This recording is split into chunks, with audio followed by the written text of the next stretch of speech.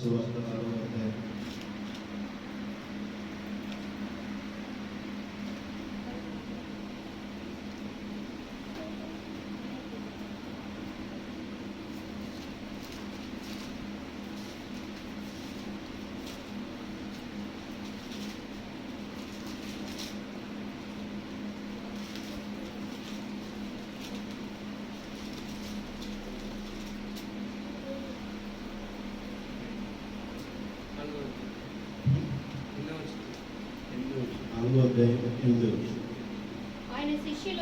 ఆయన శిష్యులు ఆహారం కొనుటకు ఊరిలోనికి వెళ్ళి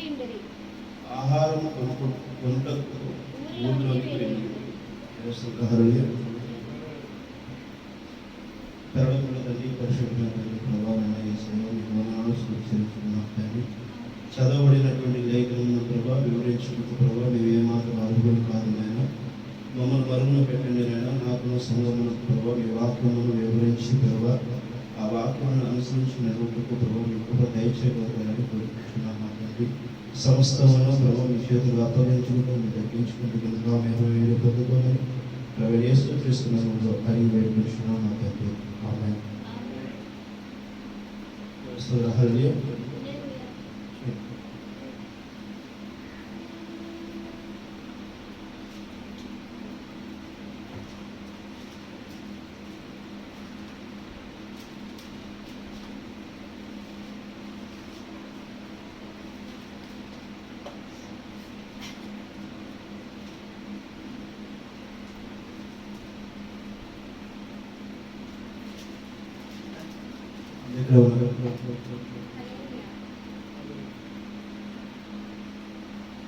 గారు ఉన్నారు ఇక్కడే.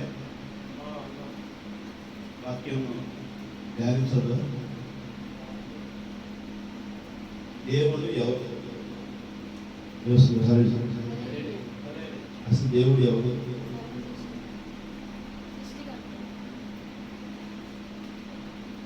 ఎవరు దేవుడు? ఎవరు? ఆయనకి పేరుందా? ఆయనకి పేరుందా? పేరు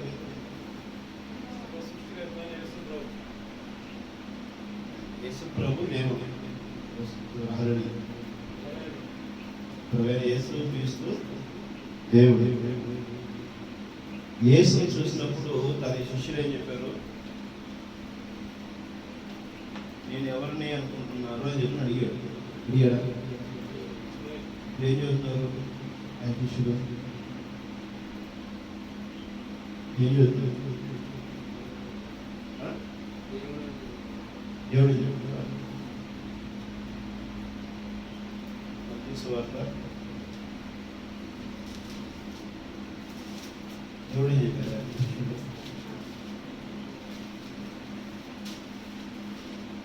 ఏం చెప్పారు? పేరు చెప్పాడు కదా.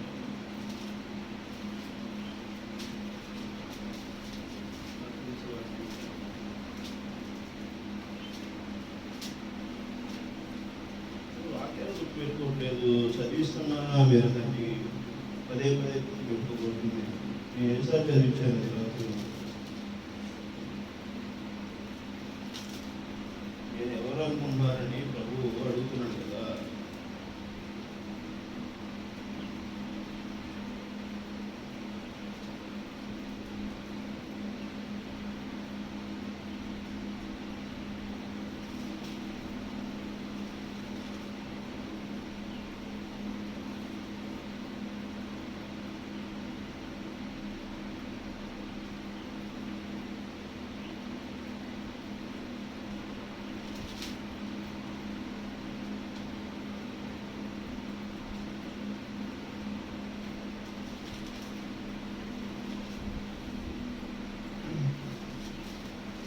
ఆయన శిష్యులు ఆయన అడుగుతారు కదా. ఆయన అడుగుతూ ఉంటారు, నేను ఎవరిని చెప్పి అనుకుంటున్నారు?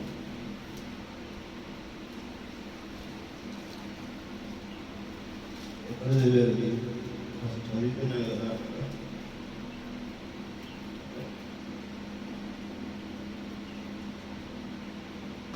నేను మాట్లాడేది మీకు అర్థమైందా? ఇదే అర్థం కాకపోతే దేవుని ఎక్కడ చదివారు చెప్పండి.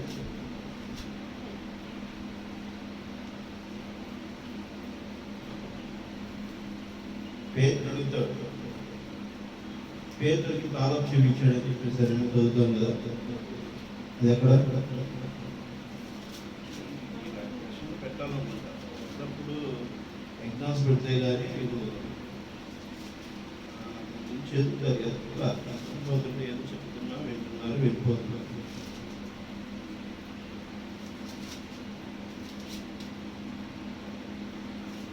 దాని గురించి చాలాసార్లు చెప్పాను.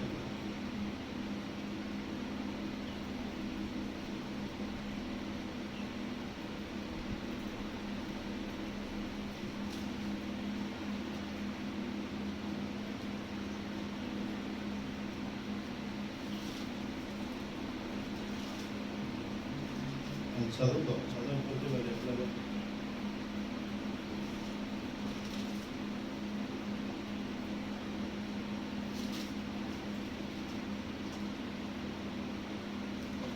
దేవుడు ప్రవీణ యేసుక్రీస్తు వాక్యము బోధిస్తున్నప్పుడు ఆయన శిష్యులని ఆయన అడుగుతున్నాడు, నా గురించి మీరు ఏమనుకుంటున్నారు?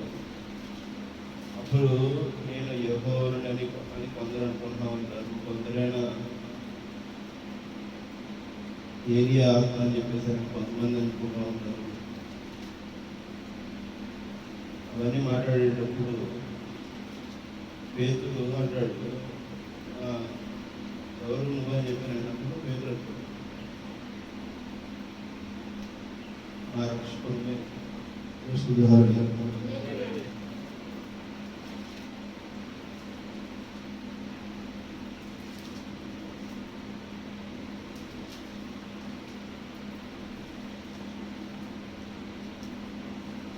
నేనైతే చెప్పలేదు కానీ నా తండ్రి చెప్పాడు ఈ విషయం, నేను బయలుపాటు చేయలేదు అని అతనితో మాట్లాడతాడు.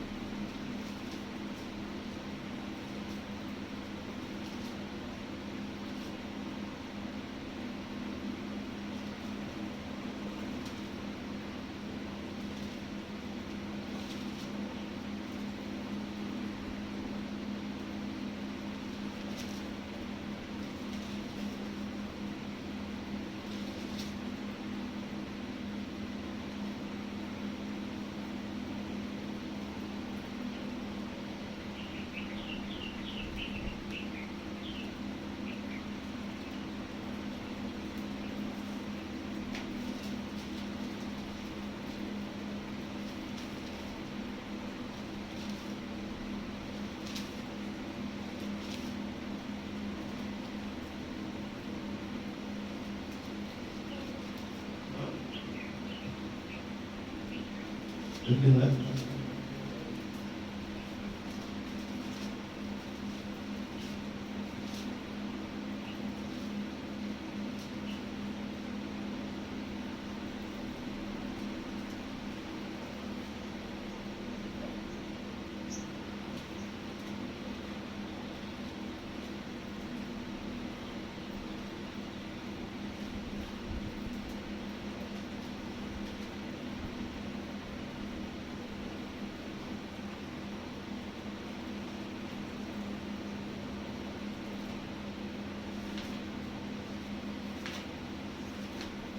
మొత్తం చదువుతారు.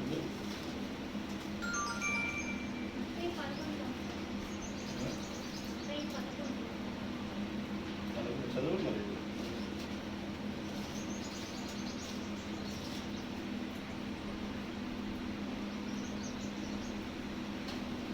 చదవకుండా ఏమని చదువు.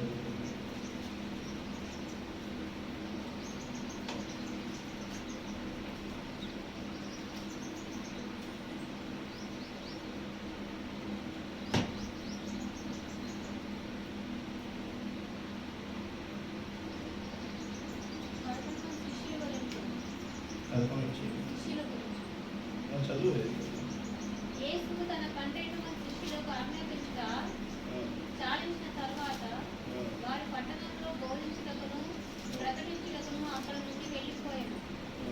క్రీస్తు చేయించిన కార్యములను గురించి యెహోవా చెరసాలలోనిది రాబో వాడవు నీవేనా, మేము మరి ఎవరి కొరకు కనిపెట్టవలెనా అని ఆయన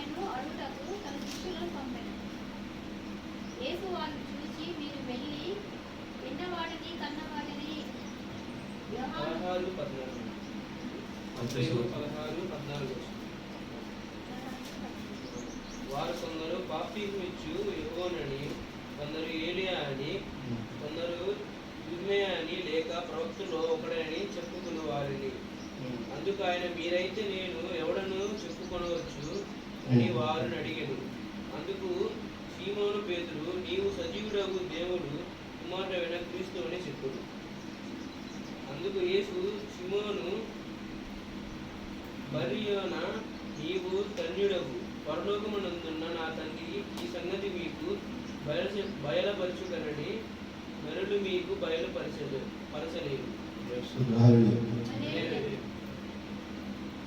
ఎవరు బయలుపడి చేయాలి? దేవుడు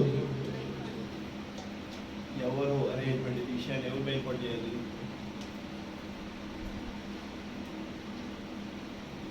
ఎవరు బయలుపడి చేయాలి?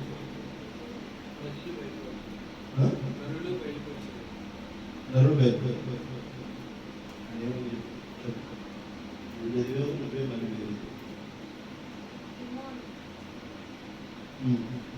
అందుకు సీమోను పేతురు, నీవు సజీవుడగు దేవుని కుమారుడైన క్రీస్తు అని చెప్పాను. అందుకు యేసు, సీమోను బర్యోన, నీవు ధన్యుడవు, పరలోకమందున్న నా తండ్రి ఈ సంగతి నీకు బయలుపరచనే కానీ నరులు నీకు బయలుపరచలేదు. ఎవరు బయలుపరిచారు? మరి ఎవరు బయలుపరుచున్నారు? నరుడు బయలుపరుస్తారా? చెప్పు, యేసుక్రీస్తు ఎక్కడున్నాడు చెప్పు. నువ్వు నరుడివే.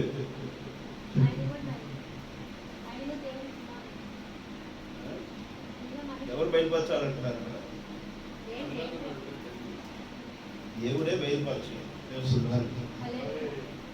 అర్థమైందా? దేవుడే బయలుపరచాలి. దేవుడు బయలుపరచకపోతే దేవుడి గురించి మనకు తెలియదు. ఇప్పుడు దేవుడు ఎవరని చెప్పేసి మనం ఎలా చెప్పగలుగుతాం? ఒక్కొక్కరికి ఒక దేవుడి పేరు లేదు. మనం అనుకుంటున్నాం ఒక్కొక్కరికి ఒక పేరు. నువ్వు నేను పెట్టేస్తావు ఒక పేరు. నేను అంటాను ఇదే దేవుడు అంటారు, దీనికి ఒక పేరు పెడతారు, ఈ పేరుకి దేవుడు అని పెడతారు. ఇక పెడతారు. ఈ రోజు దీనికి వచ్చి మీరు ఆరాంశాన్ని రోజు దీని చుట్టూ తిరగండి, దీన్ని ధ్యానించండి, దీన్ని కోరుకోండి. ఆశీర్వచనం వచ్చిందా రాదా? వచ్చిందా రాదా? రాదా? వస్తుందా రాదా? వచ్చిందా రాదా? చెప్పండి.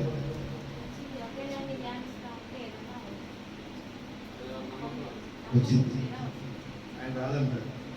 ట్రై చేస్తావా? ట్రై చేస్తావా? అయస్కాంతం తీసుకుని అయస్కాంతం మీద ఇట్లా పెడతాను అంట. ఒక ఇనుప వస్తుంది పెడతాను. అవుతుందా? అవుదా? అవుతుందా? నువ్వు ఒక మనిషివి, దేవునికి సాదృశ్యంగా మనిషి ఉన్నాడు. సో ఆ మనిషి ఏదైతే విశ్వసిస్తున్నాడో ఆ విశ్వాసం నెరవేర్చబడింది. ఆమె అవుతుందా? నువ్వు నేను పేర్లు పెట్టుకుంటాం, కానీ దేవుడిని చూడాలి. అర్థమవుతుందా? దేవుడు ఎవరు అనేటువంటి విషయాన్ని బయలుపాటు చేయాలంటే ఎవరు రావాలి? ఎవరు చెప్పాలి? దేవుడే రావాలి. ఒక శిశువులో ప్రాణం ఉండాలంటే ఎవరు రావాలి? పరిశుద్ధాత్మ రావాలి. దేవుడి స్త్రీ పురుషుడు కలయికతో పిల్లలు పుట్టరు. అందుతుందా? దేవుడి కలయికతోనే, దేవుని యొక్క అభిషేకం ఉంటేనే, దేవుని ఆశీర్వచనం ఉంటేనే, దేవుని యొక్క ఆత్మ ఆ శిశువు మీద, ఆ యొక్క శరం మీద పనిచేసినప్పుడే అది అన్నము ఏమవుతుంది? విడుదల కాబోతుంది. దేవుడు ఆ అన్నంలోకి జీవము ప్రక్రియ ప్రారంభమవుతుంది. అప్పుడే ఆ కణం ఒక్కోటి కొంచెం కొంచెం కొంచెం కొంచెం ఏమవుతుంది? పెరుగుతా ఉంటుంది. పెరగడానికి కావలసినటువంటి అక్కడ ఉన్నటువంటి వాతావరణము ఆ యొక్క అన్నం మెల్లమెల్ల పెరుగుతూ ఒక్కొక్క అవయవం పెరుగుతా నెలలో 9 నెలలు 10 నెలలు గడిచేసరికి ఒక శిశువు రూపాంతరము తల్లి గర్భంలో జరుగుతుంది. దోస్తులు ఆ గర్భంలో ధరించిన తర్వాత అక్కడ పరిణితి పూర్తయింది.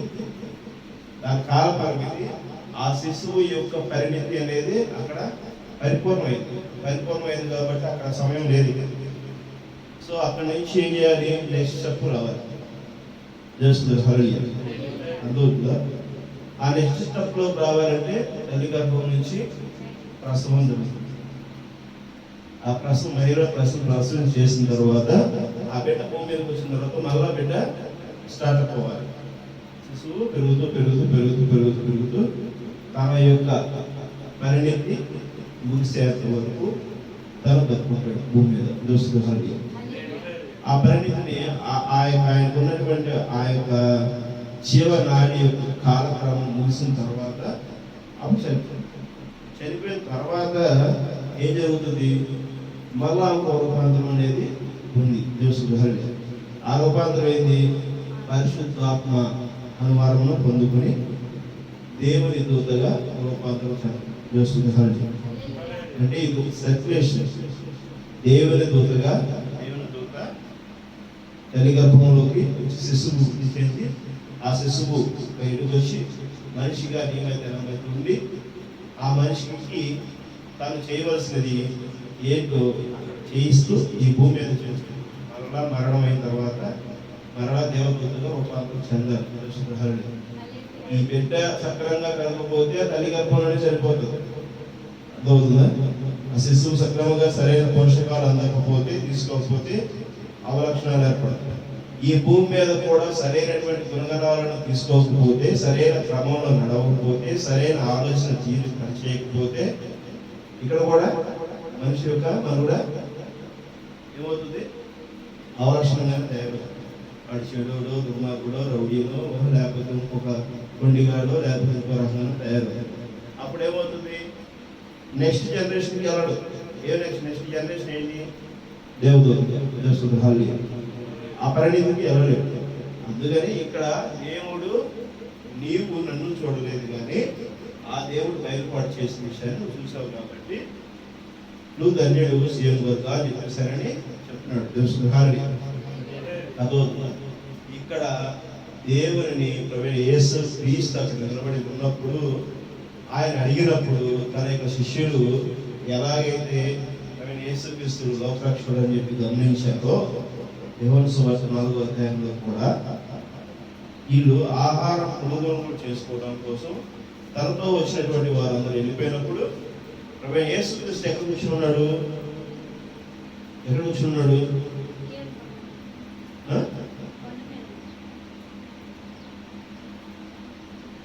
యోహాను సువార్త 4వ అధ్యాయం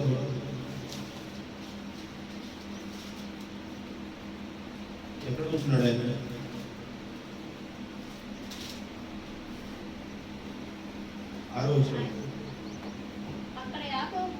అక్కడ యాకోబు బావి ఉండును కనుక యేసు ప్రయాణం వలన వచ్చి ఉన్న రీతిని ఆ బావి యొక్క కూర్చుండెను. అప్పటికి ఇంచుమించు 12 గంటలు. అర్థమవుతుందా? ఇప్పుడు నెక్స్ట్ ఏంటి? సమస్య ఒకటే నీరు చేదుకున్నటకు అక్కడికి రాగా యేసు నాకు దాహమును కిమ్మని ఆమెను అడిగాను.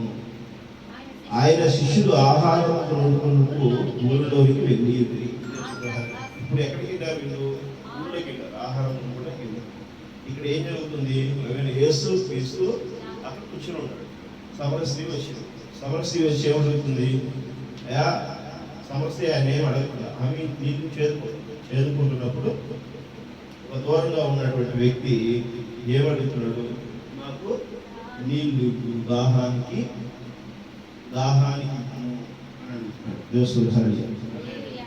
ఇప్పుడు దాహానికి ఇవ్వమంటే ఇవాళ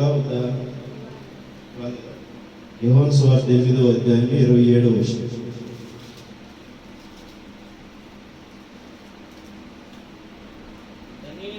తమతో ఆయన చెప్పినని వారు గ్రహింపబోయిరి. కావున యేసు మీరు మనుష్య కుమారుని పైకెత్తినప్పుడు నేను ఆయనని నా అంతటా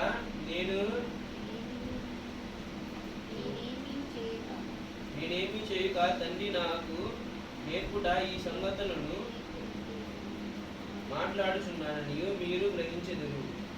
యోహాను సువార్త 8వ అధ్యాయం 57వ వచనం. 57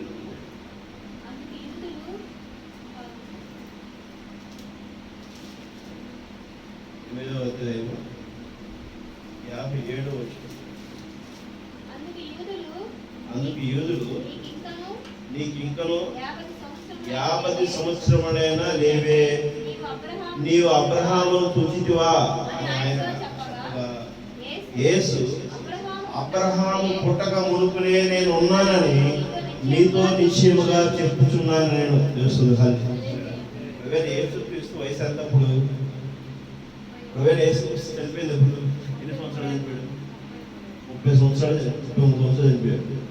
ఇప్పుడు యూదుల దగ్గర అసలు ఆ సమస్య నీళ్ళు అడిగేటప్పుడు యేసుక్రీస్తు వయసు అంతా ఎంత వయసు ఉన్నటువంటి వ్యక్తి? 30 సంవత్సరాలు. అక్కడికి వచ్చినప్పుడు ఆయన బైబిల్ చదివితే ఆయన 30 సంవత్సరాల వయసు ఉన్న వ్యక్తి అక్కడికి వచ్చాడు.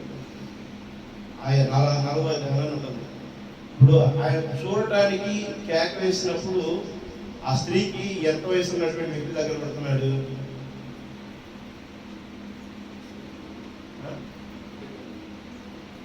ఆయన 30 సంవత్సరాల వయసు కలిగిన వ్యక్తి వచ్చాడు. ఆ స్త్రీని దాహానికి ఇమ్మన్నప్పుడు ఆయన కన్నా చూసింది. నువ్వు యూదుడివి కదా, మా నీకు నీళ్ళు ఎందుకు పడుకుంటున్నావు? నువ్వు అడగకూడదు. సమరయుల కోసం నువ్వు సమరయులు ఇస్తే నీళ్ళు తాగకూడదు కదా. యూదుడు అంటే శ్రేష్టమైన వాడు, సమరయులు అంటే దళితులు. మన భారతదేశంలో ఈ విధానం ఉందా లేదా? ఉందా? అగ్రకులాలు, దళితులు, బలహీన వర్గాలు. ఈ దళితులు ఒకప్పుడు నీళ్లు తాగాలంటే ఏం చేశారు? నీళ్ళు నీళ్ళు తాగించారా? తాగండి కదా. ఇదే సంస్కృతి తెలుసు కదా. యేసు క్రీస్తు అక్కడ ఉన్నప్పుడు కూడా అదే సంస్కృతి ఉంది. అర్థమవుతుందా? అంటే ఎక్కడి నుంచి వచ్చింది సంస్కృతి? ఎవరి నుంచి వచ్చింది? అక్కడి నుంచి వచ్చింది. అంటే అక్కడి నుంచి ఆల్రెడీ ఉంది. అంటే యూనివర్సల్గా ఒక విషయం జరుగుతుంది. అర్థమవుతుందా? అప్పుడు మనం ఇక్కడ మీరు ఫోన్లో చూస్తే అమెరికాలో ఏం జరుగుతుందో చూడవచ్చు. మరి అక్కడ ఆ రోజు చూసడానికి సమయానికి ఇది లేదు కదా, ఒక వెహికల్ లేదు. ఉందా? కనీసం ఎదురు బల మీద తిరిగేటువంటి పరిస్థితి కూడా లేదు. కాళ్ళ నడకపై వెళ్ళాలి, గుర్ర బల మీద వెళ్ళాలి. ఏదైతే జంతువులు ఉన్నాయో ఆ జంతువుల మీద ఏదైనా సపోర్ట్ చేసుకుని వెళ్ళాలి. అర్థమైందా? ఎక్కడ యోధా దేశం, ఎక్కడ ఇజ్రాయిల్, ఎక్కడ ఇది భారతదేశం. మరి ఇక్కడ ఎందుకు అలాంటి ఆచారం? అక్కడ ఉన్నదే కదా, బైబిల్లో ఉన్నదే కదా ఆచారం. అవుతుందా? బైబిల్లో ఉన్నదేనా? యూదులకి నేను ఎలా పోస్తాను, నేను సమయం కదా అని అంటే, ఇక్కడ ఈయన ఏమంటున్నాడు? 58వ వచనంలో ఏం చెప్తుంది? 57వ వచనం చదవండి. అందుకు యూదులు ఎన్ని సంవత్సరాలు నిండలేదంటున్నారు? 50 సంవత్సరాల మనిషిలా కనబడుతున్నాడు వాళ్ళకి.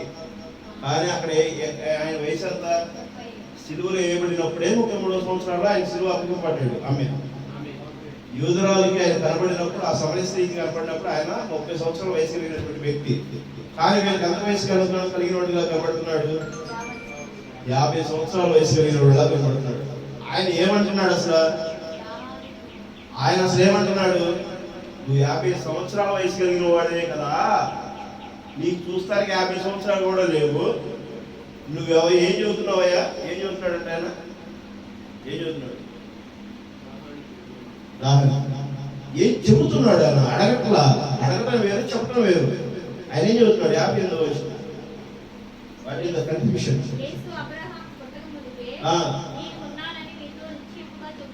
ఏం చదువుతున్నాడు ఆయన? అబ్రహాం పుట్టకముందు. అబ్రహాం అసలు ఎప్పుడు పుట్టాడు?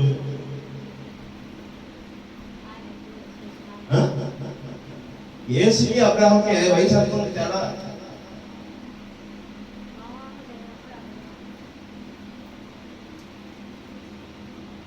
ఆదాము పుట్టిన నుంచి మీకు ఎన్ని సంవత్సరాలు ఏమి తెలుసా మీకు?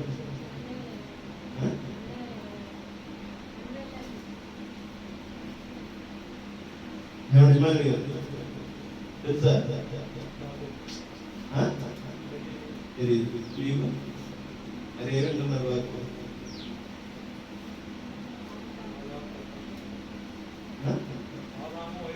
ఏ వయసులో తెలియదు.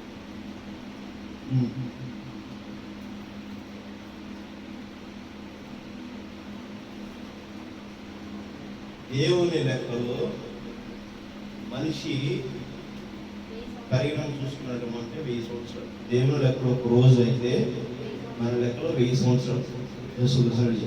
అర్థమవుతుందా? దేవుడు 7 రోజులు ఈ భూమి యొక్క సర్వ సృష్టిని నిర్మించాడు. అర్థమవుతుందా? 7 సంఘకాలాలు, 7 గురుములు, 7 శబ్దాలు, 7 ప్రవక్తలు, 7 దేవదూతల యొక్క సమానత్వము ఏంటి? 7 రోజులకి సాదృశ్యమైనది. అర్థమవుతుందా? ఈ 7 రోజుల్లో ఆదాము పుట్టిన కాడి నుంచి ఇప్పటి వరకు 6 రోజులు అయింది. అంటే 6000 సంవత్సరాలు. 6000 సంవత్సరాలు మాత్రమే భూమి మీద మనిషి యొక్క మనుగడ, ఆదాము మనుగడ 6000 సంవత్సరాలు. కొన్ని వేలు లక్షల సంవత్సరాలు అనే మాట ఉట్టిదే. అర్థమవుతుందా? డైనోసార్లు ఉన్నాయి. మన వాళ్ళు ఏం చెప్తారు? రాయి తీసుకొచ్చి రాయిని కొట్టి రాయి చూపించి ఈ రాయి 1,00,000 సంవత్సరాల నుంచి ఉంది, భూమి మీద ఉంది. ఆ రాయి ఒక మనిషి ఉన్నాడా? ఆ మనిషి ఎక్కడైనా దొరికిందా? లేదు. లేని దాన్ని మన వాళ్ళు ఏం కొట్టిస్తారు? ఏమి ఓటిస్తారు? రాయి ఉంది. అర్థమైందా? చంద్రుడి మీద కూడా రాయి ఉంది. అవునా? బుద్ధుడి మీద కూడా రాయి ఉంది. ఉందా లేదా? ఉందా? తెలుసా? ఉందా లేదా? చంద్రుడి మీద నీళ్లు ఉన్నాయి, బుద్ధుడి మీద నీళ్లు ఉన్నాయి. అర్థమవుతుందా? భూమి మీద నీళ్లు ఉన్నప్పుడు, భూమి మీద గడ్డి మొలిచినప్పుడు దేవస్థానం హల్లెలూయా కొన్ని లక్షల కోట్ల సంవత్సరాల కింద జరిగింది. దేవుని ఒక మాట జరిగింది. నిరీక్షణ కావాలి. ఆమేన్. ఆది యందు వాక్యం ఉండెను, వాక్యం దేవుని యొద్ద నుండి, దేవుడే వాక్యమై ఉండెను. ఆమేన్. అర్థమవుతుందా? ఒక్క సూర్యంలో నుంచి విశ్వము వృద్ధి చెంది బ్లాక్ హోల్ నుంచి వచ్చింది ఒక విశ్వం అంతా కూడా. ఈ విషయము దినదినాభివృద్ధి చెందుతూ ఉంది. కొన్ని లక్షల కోట్ల సంవత్సరాల నుంచి వృద్ధి చెందుతూ వచ్చింది. అంటే ఒక ఎనర్జీ ఉంది. ఎక్కడుంది ఎనర్జీ? ఆది యందు వాక్యం ఉండెను, వాక్యంలో ఉంది ఎనర్జీ. ఆమేన్. అర్థమవుతుందా? పలకబడినటువంటి మాటలో ఉంది. ఆమేన్. పలకబడినటువంటి మనం గమనించామా? మనకి ప్రవక్త రాసినటువంటి ప్రతి బుక్ మీద కూడా ఏమని ఉంటుంది? మీరు గమనించారా? ప్రవక్త ప్రవచించినటువంటి బుక్ మీద మా పలకబడినటువంటి మూల విత్తనం. ఆమేన్. అర్థమవుతుందా? పలకబడినటువంటి మూల విత్తనం మాటే. ఆమేన్. అర్థమవుతుందా? దేవుడు ఎక్కడ ఉన్నాడు? పలకబడినటువంటి శబ్దంలో ఉన్నాడు. అర్థమవుతుందా? ఇప్పుడు దేవుడిని నువ్వు ఎలా చూడాలి? ఇప్పుడు నువ్వు దేవుని ఎలా చూడాలి? ఇక్కడ ప్రభువైన యేసు క్రీస్తు నీ మధ్యకి నా మధ్యకి సమరస్త్రీ కాలంలో సమరస్త్రీ అక్కడ ఉన్నప్పుడు ఆయన కనబడుతున్నటువంటి వయసు ఎంత? 50 ఏళ్ళు కూడా లేవు కదా నీకు. అబ్రహాము పుట్టక మునుపునే ఉన్నావంటున్నావే. ఈయన అసలు ఎంత వయసు కలిగినటువంటి వ్యక్తి వచ్చాడు? 30 ఇంచుమించు 30 ఏళ్ళ వయసు కలిగినటువంటి యేసు అసలు కూర్చుని ఉన్నాడు. ఆమె అర్థమవుతుందా? ఇప్పుడు ఆయన చెప్తున్నాడు. ఏం చెప్తున్నాడు? అమ్మా, నేను ఇచ్చేటువంటి జీవజలమును నీకు ఎప్పటికీ దప్పిక కలిగి ఉండవు. ఆమె ఆ జలం ఏదో నాకు ఇవ్వచ్చు కదా అంటున్నప్పుడు ఆమెతో ఆయన మాట్లాడుతున్నాడు. ఆమెతో ఆయన మాట్లాడుతున్నప్పుడు ఆమె మనసు ఏంటో ఆయన గ్రహిస్తున్నాడు. ఆమెకి ఏం చెబితే ఆ విషయం కనుగొనబడుతుంది అనేటువంటి విషయం చెప్పబడుతుంది. ఆమె ప్రభువైన యేసు క్రీస్తు ఆ యొక్క దారిలో ఎందుకు వెళ్ళాడు? ఆయన 4వ అధ్యాయము 8వ వచనంలో ఎక్కడికి వెళ్ళాడు?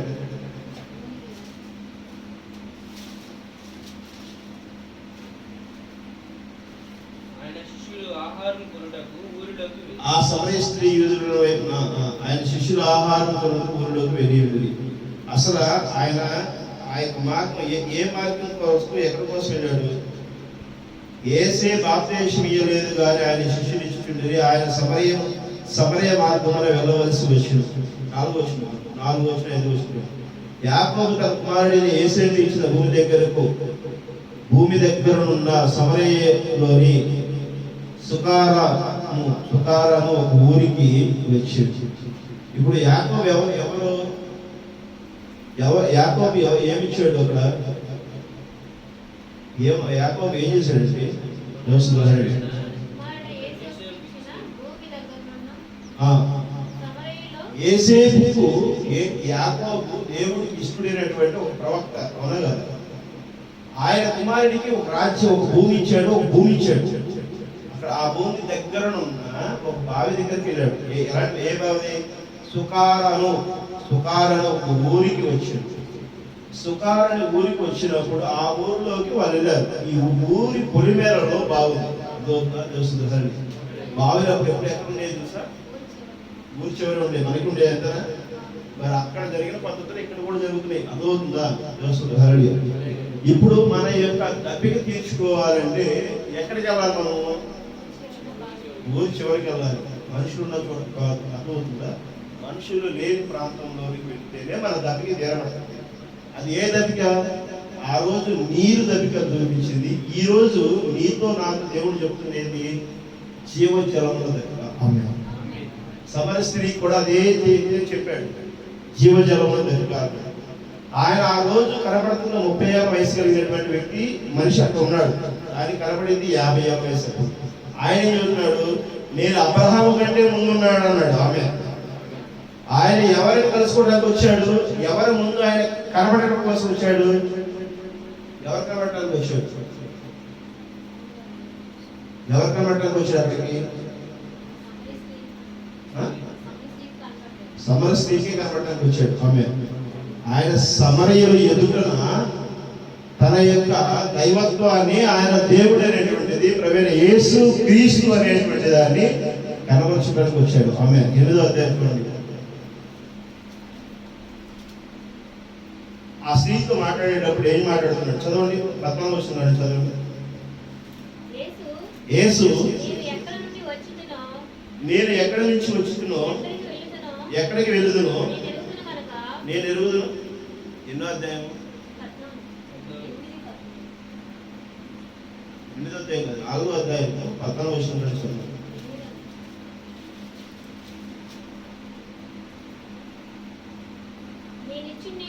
నేనిచ్చు నీళ్లు త్రాగినప్పుడు దప్పిక వనడు. నేను వారికి ఇచ్చు నీళ్లు నిత్య జీవమునకై వానిలో ఊరేటి నీటి బుగ్గగా ఉండుడని ఆమెతో చెప్పింది. ఆ స్త్రీ ఆయనను చూచి, అయ్యా, నేను దప్పిక కొన్నట్లు చేదుకునుట ఇంత దూరం రాకున్నట్లు ఆ నీళ్లు నాకు దయచేయమని అడగగా, యేసు నువ్వు వెళ్ళి నీ పెనిమిటిని పిలుచుకుని ఇక్కడికి రమ్మని ఆమెతో చెప్పింది. నాకు దప్పికగా బాగా అవుతూ ఉంటుంది, నేను రోజు వెళ్ళి తెచ్చుకోవాల్సి వస్తుంది, ఇక్కడ దాకా రావాల్సి వస్తుంది. నువ్వేనా ఏమంటున్నావు? నేను ఇచ్చే జీవజలం వలన నీ దప్పిక తగ్గుతుంటున్నావు కదా, ఆ నీళ్ళేదో నాకు ఇవ్వయ్యా, ఆ ఆశీర్వచనం ఏదో నాకు ఇవ్వయ్యా, ఆ యొక్క పరిశుద్ధ ఆత్మ ఏదో ఆ యొక్క ఎత్తబాటు ఏదో నాకు ఇవ్వదు. మనం ఏమడుగుతున్నాం? 1000 ఏళ్ల పాలు అడుగుతున్నాం. అక్కడ ఆయన ఏం చెబుతున్నాడు? నీకు దప్పిక కలగనటువంటి నీళ్ళు నేను ఇస్తానంటున్నాడు. అదవుతుందా? ఇప్పుడు మన మధ్య ఉన్న అంశం ఏంటి? ఎంతవరకు? 1000 ఏళ్ల పాలు. అదవుతుందా? అక్కడ ఆయన ఎవరు కనబరుస్తున్నాడు? సమర స్త్రీ కనబరుస్తున్నాడు. ఎలా కనబరుస్తున్నాడు? నేను నీకు ఇస్తా, నీ పెరుగుడిని ఇస్తాను. నేను నీకు ఇస్తా, నీ పెరుగుడిని తీస్తాడు. అప్పుడు ఆమె ఏమంటుంది?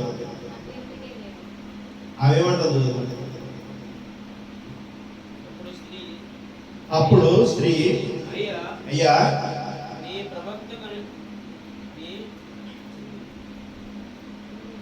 నీవు ప్రవక్తమని గ్రహించుచున్నాను. ఎన్నో వర్షం చదువుతున్నాను? 19వ వర్షం. ఆమె ఏమంటుంది? చదవండి, 17వ వచనం కానీ చదవండి. ఆ స్త్రీ నాకు పెనిమిటి లేడనగా యేసు ఆమెతో, నాకు పెనిమిటి లేడని నువ్వు చెప్పిన మాట సరి, నీకు 5 పెనిమిటి ఇప్పుడు ఉన్నవాడు నీ పెనిమిటి కాదు, సత్యమే చెబుతాడు. అప్పుడు స్త్రీ, అయ్యా నీవు ప్రవక్తమని గ్రహించుచున్నాను. నా పితరులు ఈ పర్వతమందు ఆరాధించినది గాని ఆరాధించవలసిన స్థలము యెరూషలేములో ఉన్నదని మీరు చెప్పుదురని ఆయనతో అనగా, యేసు ఆమెతో ఇట్లనెను, అమ్మా, ఒక కాలం వచ్చుతున్నది, ఆ కాలమందు ఈ పర్వతం మీదనైనను యెరూషలేములైనను మీరు తండ్రిని ఆరాధింపరు. నా మాట నమ్ము. అదవుతుందా? ఇక్కడ మా తల్లిదండ్రులు, మా పితరులు ఇక్కడ ఆరాధించారు.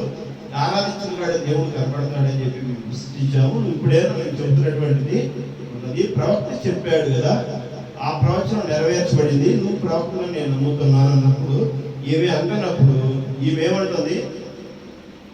25 వచ్చింది చదవండి. 25. ఆ స్త్రీ ఆయనతో, క్రీస్తునబడిన మెస్సియా వచ్చినని నేను ఎరుగుదును.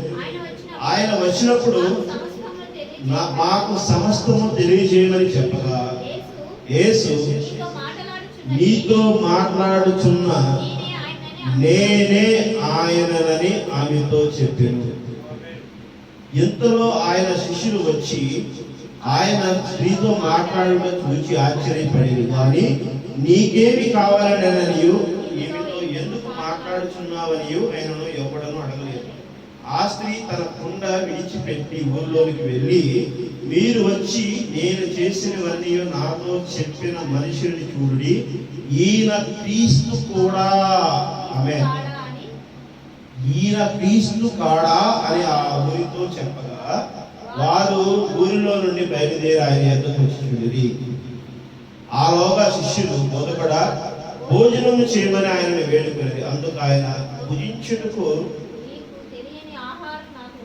మీకు తెలియని ఆహారం నాకు ఉన్నదని వారితో చెప్పగా, శిష్యులు ఆయన భుజించుటకు ఎవరైనా ఏమైనా తెచ్చునేమో అని ఎదురనే చెప్పుకున్నది. యేసు వారిని చూసి, నన్ను పంపి వారిని చిత్తము నెరవేర్చుటయును ఆయన పని తుదముట్టించుటయును నాకు ఆహారమై ఉన్నది. ఇంకా 4 నెలలైన తరువాత కోతకాలం వచ్చినని మీరు చెప్పుదురు కదా. ఇదిగో మీ కనులెత్తి పొలంలో చూచుడి, అవి ఇప్పుడే తెల్లవారి కోతకు వచ్చి ఉన్నాయని మీతో చెప్పుచున్నానని.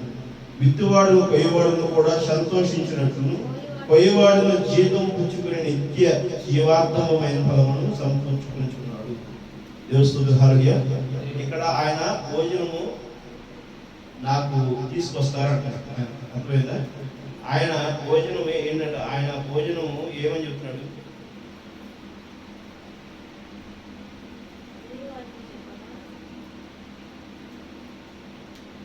నన్ను పంపివాని చిత్తము నెరవేర్చుటయు ఆయన పని తుదముట్టించుటయు నాకు ఆహారమైనది. అర్థమవుతుందా? ఆయన భోజనం ఏమై ఉన్నదంటే, ఆయన వచ్చిన పనిని నెరవేర్చడమే ఆయన ఆహారం. ఆమేన్.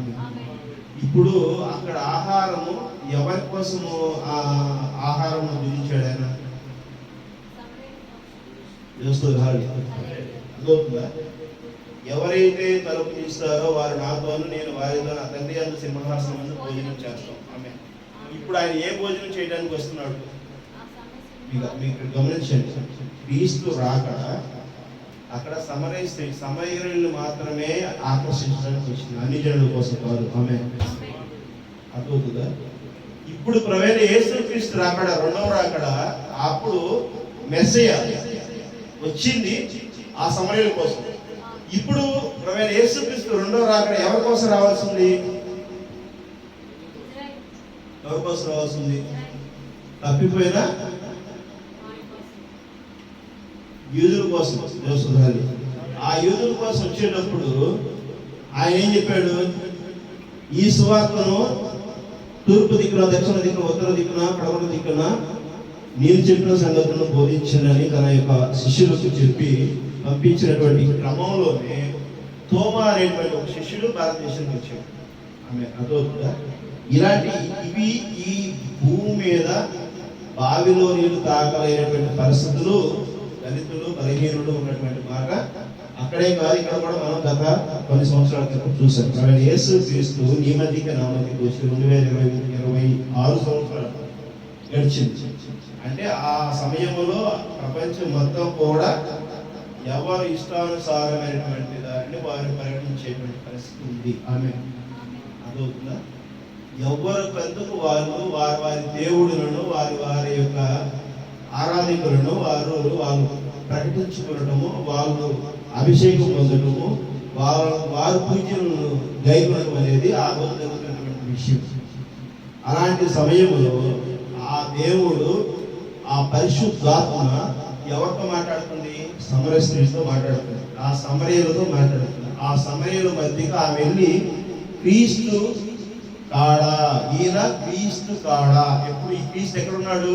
ఆమె ఈ క్రీస్తు ఎక్కడ? ఎప్పుడైనా అబ్రహాము ముందే కదా, ఆదాము పుట్టక మునిపే కదా, ఈ భూమి పుట్టక మునిపే కదా, ఈ విశ్వం పుట్టక మునిపే కదా. ఈ క్రీస్తు ఆది అందు ఉన్నటువంటి క్రీస్తే. ఆమె ఈయన క్రీస్తు కాడా అని ఆ రోజు ఆమె చెప్తున్నది. ఈ రోజు నీవు ఆ క్రీస్తుని చూడాలి. అర్థమవుతుందా? ఆ ఎంతవాటికి నువ్వు వెళ్ళాలి అంటే ఆ రోజు సమరస్త్రీల కోసం వచ్చిన దేవుడు ఈ రోజు ఈ దిగు కోసం వచ్చేలోపు ఈ యొక్క సువార్త నీకు నాకు చేరవేయబడుతుంది. ఆమె ఎవరైతే దేవుని కలుసుకోవడం కోసం ఆసక్తితో ఎదురు చూస్తున్నారో అప్పుడు ఆ పరిశుద్ధాత్మతో వారు మమేకమవుతారు. ఆమె అర్థమవుతుందా? ఎవరికి దేవుడి గురించి చెప్పాల్సింది ఎవరు చెప్పాలి? అక్కడ సమస్య చెబుతుంది ఈయన క్రీస్తు కాడా అని. ఇప్పుడు ఎవరు చెప్పాలి క్రీస్తు అని? ఎవరు చెప్పాలి దేవుడిని? అదవుతుందా? ఇక్కడే ఉన్నారా? ఎవరు చెప్పాలి దేవుడిని? ఎవరు చెప్పాలి? మనమే చెప్పాలి. ఎవరు చెప్పాలి? నీవు నేను చూసిన క్రీస్తుని చెప్పాలి. ఆమె క్రీస్తు గురించి చెప్తుంది. ఈ రోజు నువ్వు క్రీస్తుని చూస్తే నువ్వు చెప్పాలి. కానీ ఇక్కడ ఏదో ఒక పేరు, ఏదో ఒక లేదా ఒక సంఘపు ఆరాధన, లేదా ఒక కాపరి తత్వం. అదవుతుందా? ఇక్కడ క్రీస్తు బోధ లేదు. అదవుతుందా? బైబిల్ స్టడీ మాత్రమే ఉంది. బైబిల్ కాలేజీలో చెప్పిన బోధ మాత్రమే ఉంది. ఆ పరిసయ్యులకు, పండితులు, పామరులకు తెలియదు క్రీస్తు. అలాగా వాళ్ళు 2000 సంవత్సరాల నుంచి చదివారు పుస్తక బైబిల్లో అక్కడ ఉన్నటువంటి వాళ్ళు బైబిల్లో నిష్ఠానుతులు. అలాగా అక్కడ వచ్చినటువంటి వాళ్ళు ఎవరు? ఆయనతో ఉన్న వాళ్ళు ఎవరు? పరిశీలే కదా. మరి ఆయన వాళ్ళకి తెలియలేదే క్రీస్తు. ఆ సమరస్త్రీకి తెలిసాడు. అదవుతుందా? ఈరోజు బోధన చేసేటువంటి వారికి దేవుడు కనబడడు, కనిపించలేదు. దేవుడు పరిశుద్ధాత్మ వరణ పొందుకున్న వారికి మాత్రమే కనబడతాడు. ఆమె అర్థమవుతుందా? మీరు దేవుడిని విశ్వసించాలంటే, దేవుడిని గైకొని నడవాలంటే, దేవుడిని కనుగొనబడాలంటే మీరు యథార్థంగా దేవుడి దగ్గర మీరు ఆరాధన చేయాలి. యథార్థంగా దేవుడితో మీరు ఆ యొక్క ధర్మశాస్త్రం ఏం చెబుతుందో, పరిశుద్ధ గ్రంథం ఏం చెబుతుందో మీరు అభ్యసించాలి. మీరు పరిశోధన చేయకుండా, మీరు వెతకకుండా మీకు ఎక్కడ దేవుడు దొరుకుతాడు? ఎవరో చెప్పిన దేవుడిని మీరు నమ్ముతారు అంతే. అర్థమవుతుందా? నువ్వు వెతుకు వాడికి సమస్తము సాధ్యమే. ఆయన వెతకాలి, మనము ఆయన కనుగొనాలి. నువ్వు అర్థమవుతుందా? చిన్న విషయం అండి. భార్యాభర్త ఇద్దరు తన ప్రేమను ఎత్తుతారు.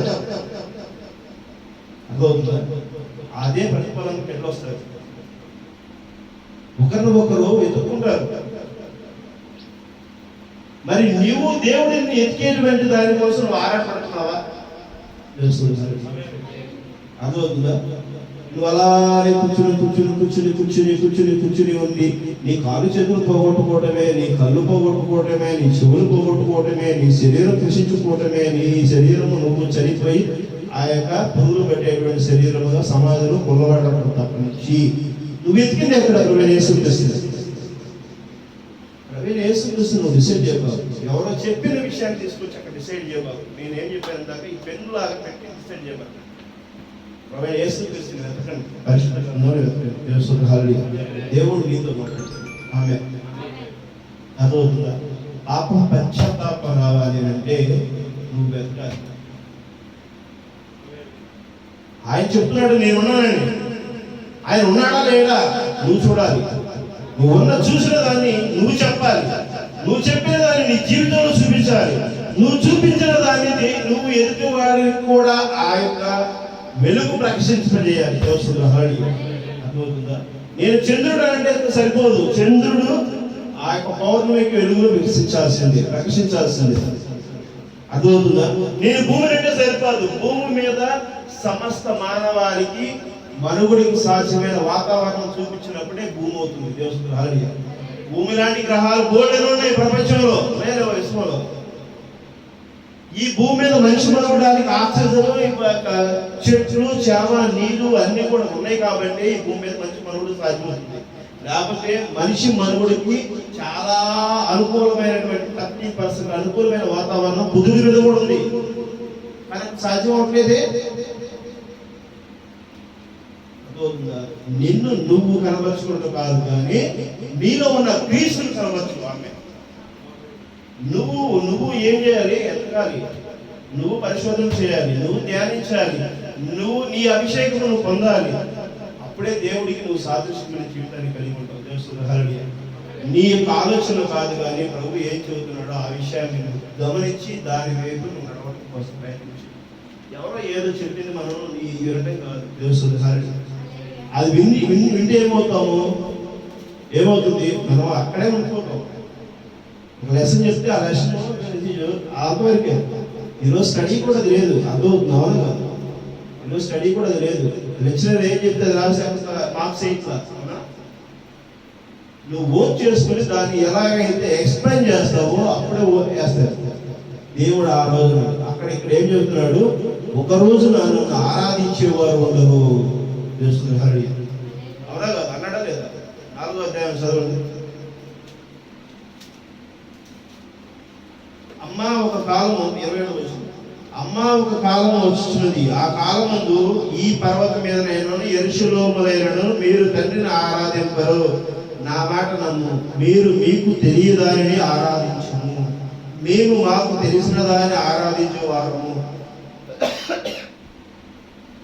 రక్షణ యూదులలో నుండి కలుగుతున్నది. అయితే యథార్థముగా ఆరాధించేవారు ఆత్మతోను సత్యముతోను తండ్రిని ఆరాధించు కాలం వచ్చున్నది. యథార్థముగా ఆరాధించేవారు ఆత్మతోను సత్యముతోను తండ్రితోను ఆరాధించు కాలం వచ్చున్నది. యథార్థముగా ఆత్మతోను సత్యముతోను తండ్రిని ఆరాధించే వాళ్ళు కాలం వస్తుంది. అర్థమవుతుందా? అంతేగాని నేనే సత్యము, నేనే మార్గం, నీవే చేయము అని చెప్పానని చెప్తున్నటువంటి మాట ఏదైతే ఉందో దాన్ని మనం ఫిల్టర్ చేయాలి. ఆమె అర్థమవుతుందా? ఆయన చెప్తున్నాడు అంటే ఆయన మార్గమును మనం సత్యంతో నిత్యము ఆయన్ని ఆరాధించాలి. ఆ తండ్రిని ఆరాధించాలి, ఆ రక్షకుడిని ఆరాధించాలి, ఆ యొక్క సృష్టికర్తను ఆరాధించాలి. ఆ సర్వలోక అధిపతి ఎవరు అనేది మనం ఆరాధించాలి, కనుగొనాలి. అది ఆరాధించకుండా, కనుగొనకుండా, అది మనం ఎప్పుడు శోధన చేయకుండా, పరిశోధించకుండా ఎవరో చెప్పాడు అది విన్నాం అంటే నువ్వేంటి? ఇక్కడ నీకంటూ క్వాలిటీ లేదా? నీకంటూ క్వాలిటీ లేదా? నేను చెప్పింది కరెక్ట్ అంటావు కదా. ఆ కరెక్ట్ అనేది ఎలా ప్రూవ్ చేస్తావు చెప్పు? నువ్వేం చెప్పావు? ఎవరో చెప్పింది కాదు, నీకేం చెప్పాడు? అదే దేవుడు నీతో నాతో మాట్లాడుతున్నది. ఆ రోజు ఏదైతే ప్రవక్తల యొక్క అధ్యాయాలు ఆయనలో ప్రవచించినటువంటి విషయాలు నెరవేర్చబడినవో అలాంటి విషయాలే నేటి ప్రవక్తలో కూడా మరి ప్రవచించబడినటువంటి విషయాలన్నీ కూడా నెరవేర్చబడినవి. అలాంటి విషయాలే ఈరోజు నేటి వధువులో కూడా నెరవేర్చబడాలి. అర్థమవుతుందా? నీవు నేను ఆ వధువు స్థానంలో ఉంటే ఖచ్చితంగా ఆ వధువుకి తగిన విధంగా మనము ఏమవుతాం? కనపరచబడతాం. ఆమె ఎక్కడో ఎవరో చెప్తే కాదు మనం చేయాల్సింది, మనం ఆరాధించాలి. దేవుణ్ణి కూడా ఆరాధించినటువంటి రోజులు వస్తున్నాయి, గుర్తుపెట్టుకున్నామే. అర్థమవుతుందా? వస్తాయా రావచ్చు? రష్యాలో ఉన్నాయా ఆరాధించే రోజులు? ఉన్నాయా? ఎక్కడ తెలుసా మీకు? రష్యా ఏ కంట్రీ తెలుసా? రీజన్ ఉండాల్సి కంట్రీయా? రష్యాలో మొత్తం లేదు తెలుసా? రష్యా ఒక కమ్యూనిజం దేశం, ఒక కమ్యూనిజం దేశం. కమ్యూనిస్టులు ఎక్కడన్నా ఆరాధిస్తారా? ఆరాధించారు. వాళ్ళు దేవుడిని అంగీకరించారు. వారి ఆధిపత్యం రావడానికి ఆస్కారం ఉందా లేదా? చేస్తుంది ఉందా?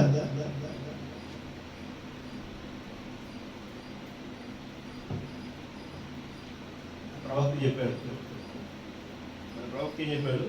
రష్యా వైపు చూడండి. రష్యా టార్గెట్ చేస్తుందా? టార్గెట్ చేస్తుందా? చేస్తుంది. అనుభవాలన్నీ టార్గెట్ చేస్తుంది కాదు. బటన్ నొక్కితే బ్లాస్ట్. అన్ని ల్యాండ్ ప్రాంతాల మీద అది రష్యా ఆల్రెడీ టార్గెట్ చేసి పెట్టేసింది. ఆల్రెడీ అయిపోయింది. అది ఎప్పుడు లాస్ట్ ఇయర్ జరిగింది. ఆ ఒక్క బటన్ అలా టచ్ చేస్తే ప్రపంచం మొత్తం కూడా అట్లా బొమ్మని ఒకసారి భాష. ఆ భాష అవ్వక ముందే ఏర్పాటు జరిగింది ఆమె